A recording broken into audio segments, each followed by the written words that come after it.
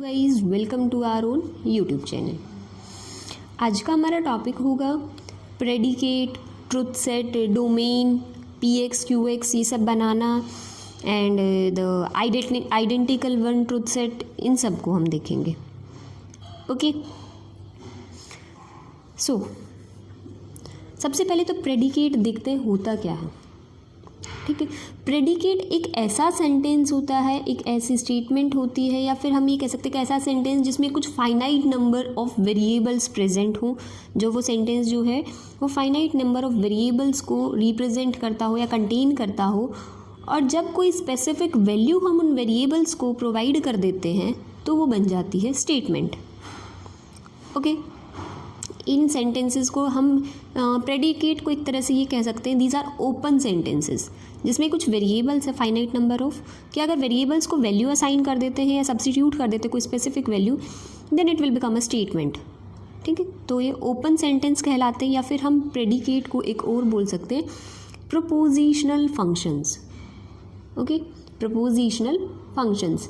Symbol हम कोई भी प्रेडिकेट है उसको किससे डिनोट करते हैं? पी एंड क्यू, दो होते हैं पी एंड क्यू, हम दो से डिनोट कर सकते हैं। वेट, या next one is truth set. Truth set क्या है ये समझो। ट्रुथ सेट क्या होता है? एक सेट है जिसमें पी एक्स अगर प्रेडिकेट है, एक्स जो है उसकी domain D, X belongs to D, X कोई भी डी डोमेन में है, देन ये पी एक्स जो है वो प्रेडिकेट होता है। तो ये पूरा सेट जो कहलाता है वो कहलाता है truth set. Like x belongs to D and px such that px is true। अगर px ट्रू है, ये ट्रू है, x belongs to the domain D, तो ये सेट क्या कहलाएगा? अगर p उस केस में प्रेडिकेट ट्रू हो जाता है तो ट्रुथ सेट। ओके, एग्जाम्पल से समझते हैं क्या है ये चीज़। लाइक px क्या है? कोई ऐसा px है एक प्रेडिकेट जिसमें x कहाँ है? px ऐसा है जिसमें x जो है एक ऐसा इंटीज़र है जो 8 से लेस देन है, छोटा है। ओके, सपोज़ कर लिया कि इस x की डोमेन भी लेनी पड़ेगी। x जो वो डोमेन में होता है, लेट कर लिया कि वो डोमेन जो है वो सारी पॉजिटिव इंटीज़र्स हैं। ठीक है, तो बताओ ट्रुथ सेट क्या होगा? अगर हम प्रेडिकेट से देखें, क्योंकि हमें उस डोमेन में जहाँ px ट्रू हो वो कहलाता है सेट, ट्रुथ सेट वो ढूंढना है।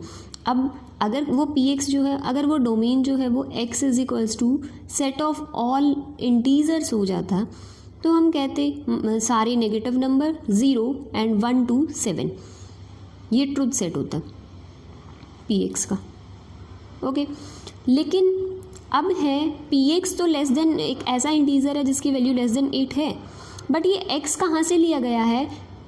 डोमेन से, d से। वो डोमेन क्या है? वो डोमेन है set of all positive integers, उसमें सिर्फ पॉजिटिव इंटीजर्स हैं। तो जब सेट ऑफ पॉजिटिव इंटीजर्स मतलब 1 से लेके काउंटिंग नंबर्स जो भी हैं, नेचुरल नंबर्स आगे तक, उनमें से हमें ये ढूंढना है कि कहाँ कहाँ px ट्रू होगा। तो 1 2 3 4 5 6 एंड 7, इनके लिए px हमारा क्या होगा? ट्रू। 8 होते ये कंडीशन फॉल्स हो जाएगी, px ट्रू नहीं रहेगा। तो ट्रुथ सेट में कौन से मेंबर्स आए? 1 2 3 4 5 6 एंड 7। ठीक है, वेट, या अभी हम एम्प्लाइज देखते हैं, या कॉमन डोमेन हो तो प्रेडिकेट कौन किस में कंटेन करता है, ये सब देखेंगे। यहाँ तक ये example is done. Next one, let px and qx दो प्रेडिकेट हैं। हम p प्रेडिकेट को किससे सिंबल होते हैं अभी बता के आए थे, p एंड q से। तो लेट कर लिया px एंड qx दो प्रेडिकेट हैं जिनकी दोनों की डोमेन जो है कॉमन है d। ओके, डोमेन कॉमन होना ज़रूरी है।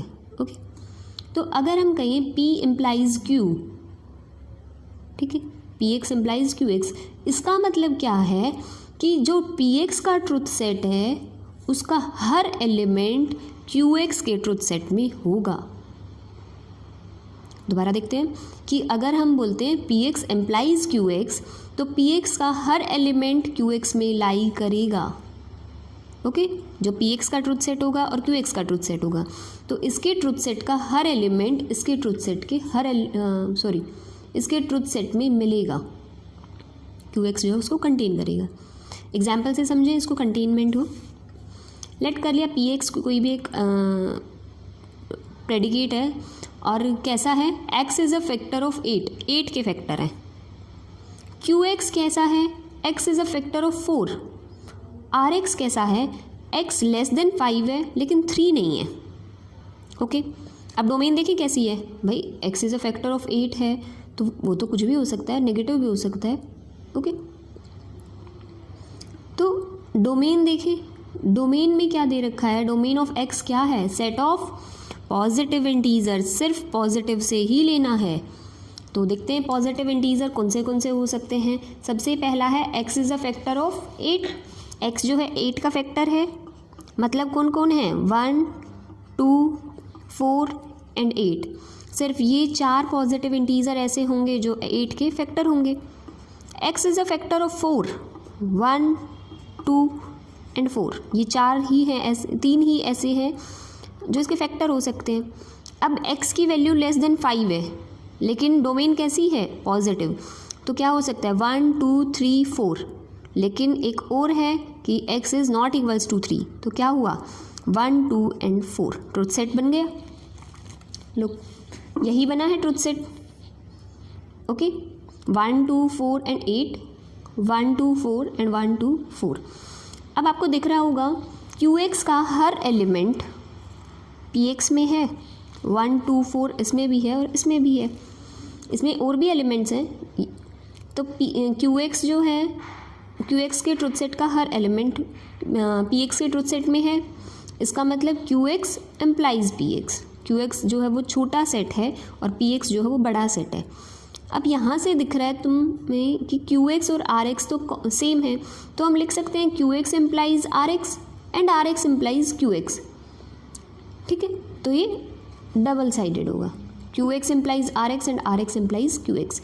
इन दोनों को हम बोलते हैं QX एंड RX की जो ट्रुथ सेट है वो कैसी है, identical. These are identical. Okay चले नेक्स्ट आता है कॉन्ट्रडिक्शन रूल। कॉन्ट्रडिक्शन रूल क्या कहता है, कॉन्ट्रडिक्शन रूल ये कहता है कि अगर हम लेट कर ले कि जो स्टेटमेंट है, कि जो स्टेटमेंट हमने एज्यूम की या सपोज़ की वो स्टेटमेंट फॉल्स है, तो वो लॉजिकली एक कॉन्ट्रडिक्शन कहलाती है। और हम ये कहते हैं कि वो जो स्टेटमेंट हमने P लेट की थी वो फॉल्स, वो क्या है, ट्रू। तो हम ये कंक्लूड कर लेते हैं। कॉन्ट्रडिक्शन आपने पढ़ा है, जो सपोज़ आप करते हो अगर वो गलत प्रूव हो जाए तो कॉन्ट्रडिक्शन आ जाती है चीज़, मतलब मीनिंग तो आपको पता ही है कॉन्ट्रडिक्शन क्या होता है।